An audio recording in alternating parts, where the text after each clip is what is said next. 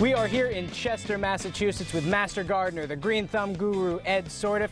Ed, you've invited us to your home, and it's absolutely amazing here, but today we're talking about kitchen gardens. Yes. Now, for people who don't know, what actually is a kitchen garden? A kitchen garden is all the produce you would like to use in the kitchen without having to go very far away from the kitchen to get it. So we're right off from your house, or right off of your porch, and you have almost everything you need at your kitchen garden. What are some tips to keeping it going so well? Well, if you're going to place a kitchen garden, say your kitchen's in the north side of the house in the back, you really can't put your kitchen garden right there. You'll have to move it a little bit out so you can at least get 6 or more hours of sunlight a day. And that's really important for all these plants. They all like the most sunlight you can give them. If you're wanting basil, that will work great. Your peppers will work great there. I have some parsley over here that'll work great also. And actually these are all just in containers, so it's really easy to garden. Portable, which is nice. So let's start with the peppers. What are some pepper growing tips for us? Well, the peppers are a lot like the tomato plants. They're actually tropical plants, so they actually like to keep their soil moist all the time,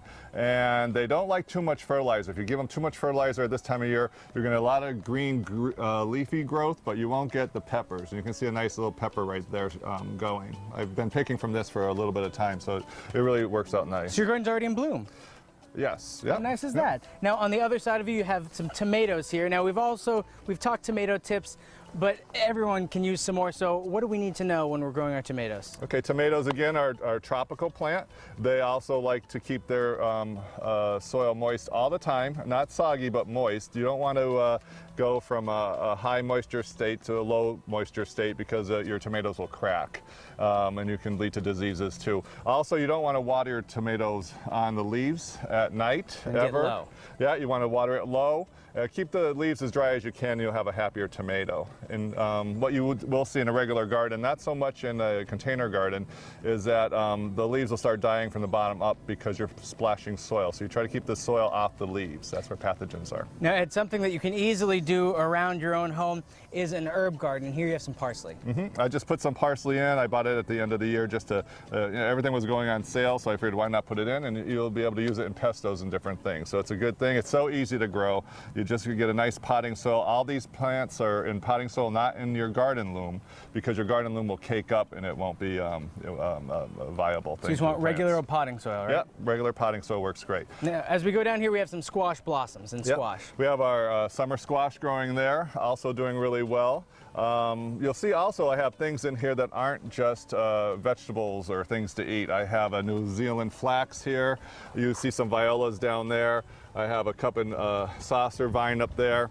And all these are just because you can mix it up to make your kitchen garden a little bit more ornamental. Lastly, we have the marigolds. Tell us a little bit about those. Yes, I've actually planted my own seeds this year, so I have extra marigolds. And what I was going to do, because marigolds are known to repel insects, and actually they said the fragrance of them can actually help repel mosquitoes, and the porch is right here, so it's good to put them out. So I was going to change out the violas there and the pansies and put some marigolds right in there. Should we? Yeah, sure, let's do that. All right, so we are switching out these violets for some marigolds. Yeah, there's some violas here, some pansies. They were doing good all up until this time of the year. But now it's time to change them out. They're getting a little tired looking. So we're going to switch them out with some marigolds. If you want to hand me that marigold flat over there. Now, the good thing about starting your own seeds is you have an awful lot of extras that you can plop in later on in the year in different places that you have. So I'm just going to remove these. I might save these and put them in another part of the garden. And then you could just put them in some sort of holder for a while so you can bring them back and replant them at a later date. Yeah, and that's what I'm just putting them in here, so I'll be able to do that. Now, I'm not going to do anything special with the soil. I had actually put fresh soil in here earlier in the year, so I'll just fluff it up. Now, if your soil hasn't been changed in a while, what do you need to do? Well, if your soil hasn't been changed, if you're using last year's potting soil, and say this is like when you're starting in the year over, what you can add is actually take your old potting soil, put it out on a tarp, let it dry out, and add a little compost to it and some soil amendments, and you'll have a nice healthy new soil too.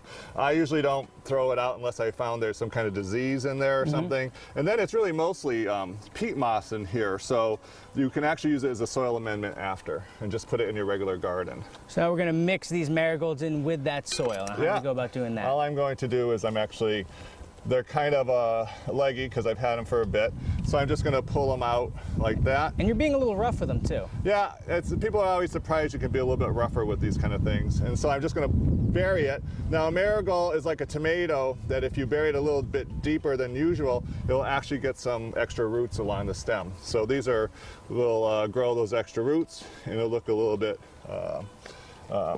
thicker and healthier, quicker. Well, Ed, this looks great, and these plants are going to help us keep out the bugs that we don't want around our kitchen garden. Yeah, then they'll add a lot of extra beauty, so it actually makes it part of the garden, a nice place to be. Well, Ed, thank you so much for all these tips. It's a pleasure coming out here to Chester with you, and if you want to learn how to make your own kitchen garden, just log on to mymassappeal.com later today.